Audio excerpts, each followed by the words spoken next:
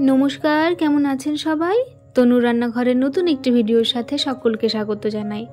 আজ আমি দেখাবো কাঁকড়ার ঝাল। আমি কিভাবে কাঁকড়ার ঝাল বানাই সেটাই কিন্তু আজকে শেয়ার করছি। চলুন তাহলে দেখে নিই কী কী লাগছে। তো প্রথমে 10 থেকে 12 কোয়া মতন রসুন নিয়ে নিয়েছি, 2 ইঞ্চি মতন আদা নিয়ে নিয়েছি, সাথে 2টো আলুকে ছোট্ট ছোট্ট করে চৌকো করে আমি কেটে নিয়েছি। আর নিয়ে নিয়েছি 2 রকমভাবে পেঁয়াজ আমি কুচিয়ে নিয়েছি। আর আমি পেস্ট করে দেব লঙ্কা, আদা, রসুনের সাথে পেঁয়াজ, সেটাকেও আমি নিয়ে নিয়েছি একটা। আর সাথে বড় সাইজের একটা টমেটো নিয়ে নিয়েছি। তো এইবারে আমি কাঁকড়াগুলোকে দেখিয়ে নিচ্ছি। কাঁকড়াগুলো একটু বড় বড় ছিল, সেই জন্য মাঝখান থেকে কিন্তু আমি কেটে নিয়েছি। আর বড় বড় যে পাগুলো ছিল সেগুলোকে আমি একটু ফাটিয়ে নিয়ে নিয়েছি। তাতে কিন্তু তেল মশলাও ঢুকবে আর খেতেও সুবিধা হবে, সেই জন্য আমি এখানে 700 গ্রাম মতন কাঁকড়া নিয়েছি। তো প্রথমে আমি কাঁকড়াটাকে 3 থেকে 4 চামচ মতন তেলের মধ্যে একটু নুন আর একটু হলুদ দিয়ে আমি ভেজে নিচ্ছি। কে কে কাঁকড়া খেতে ভালোবাসেন অবশ্যই কিন্তু আমাকে জানাতে বলবেন না। আর এইভাবে একবার ট্রাই করবেন, ভীষণ ভালো হয় খেতে। আশা করি আপনাদের ভালো লাগবে। তো দেখুন, আমি কাঁকড়াটাকে প্রথমে 2 থেকে 3 মিনিট মতন হালকা করে একটু ভেজে নিয়ে তুলে নিচ্ছি।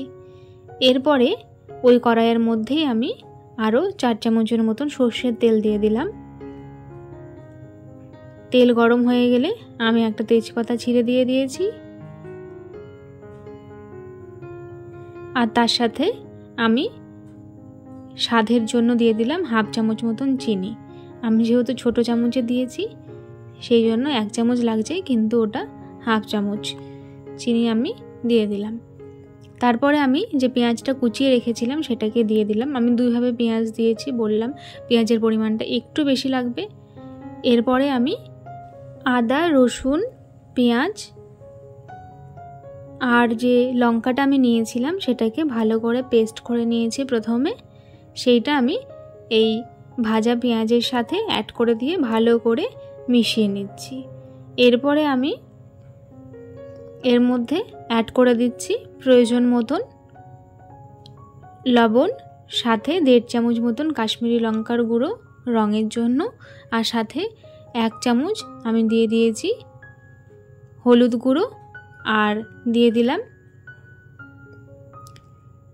1 চামচ মতন ধনে গুঁড়ো, 1 চামচ জিরে গুঁড়ো। তো এটাকে আমি তেল ছাড়া অবধি খুব ভালো করে কষিয়ে নেব। তারপরে কিন্তু টমেটো পেস্ট করে রেখেছি সেটাকেও আমি এর মধ্যে অ্যাড করে দিলাম, সাথে বাটিটা ধুয়ে একটু জল অ্যাড করে দিলাম। টমেটোটা দেওয়ার পরে টমেটোর কাঁচা গন্ধটা যাওয়া অবধি আবার ভালো করে আমি 5 থেকে 7 মিনিট একটু টাইম নিয়ে কষিয়ে নিলাম। দেখুন তেল ছেড়ে এসেছে বেশ। এই সময় আমি কিন্তু আলুটা দিয়ে দিলাম। আমি আজকে আলু দিয়ে করছি, আপনারা চাইলে এমনিও করতে পারেন, তবে এই রকমভাবে একবার করে দেখবেন, মাখা মাখা করে দেখবেন, ভীষণ ভালো লাগে খেতে। তো আলুটা কিন্তু আমি এখানে না ভেজেই ব্যবহার করেছি, যেহেতু আমি মশলার সাথে অনেকক্ষণ ধরে ভালো করে কষাবো সেই জন্য। তো আমি এখানে 1/2 কাপ মতন জল অ্যাড করে দিলাম। জল অ্যাড করে দিয়ে আলুটাকে এবারে সেদ্ধ হতে দেব কিছুক্ষণ। দেখুন আলুটা প্রায় মোটামুটি সেদ্ধ হয়ে এসেছে। এই দেখুন আমি দেখিয়ে দিলাম, আর একটুক্ষণ হবে।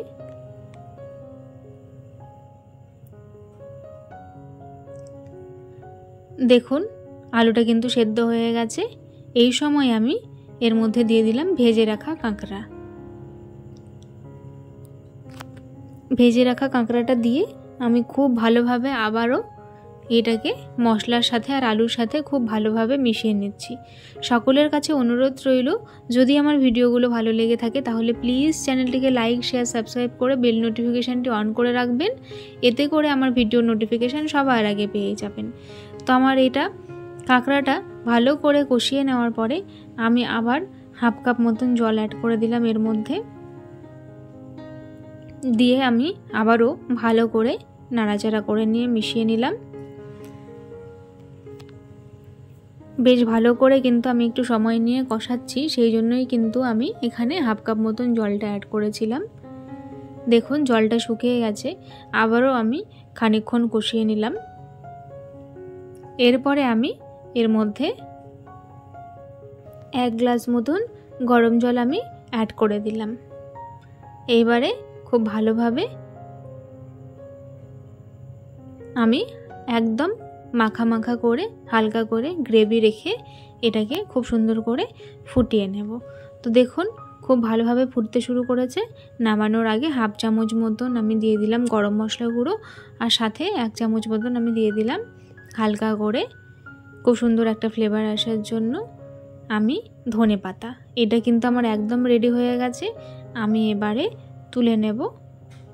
দেখুন কালারটা কি ভীষণ সুন্দর হয়েছে। অবশ্যই কিন্তু ট্রাই করবেন, আর প্লিজ আমাকে সাপোর্ট করবেন চ্যানেলটিকে সাবস্ক্রাইব করে আরও নিত্য নতুন এইরকম রেসিপি দেখার জন্য। আজ তবে চলি, দেখা হবে আরেকদিন আরেকটি ভিডিওর সাথে। ধন্যবাদ।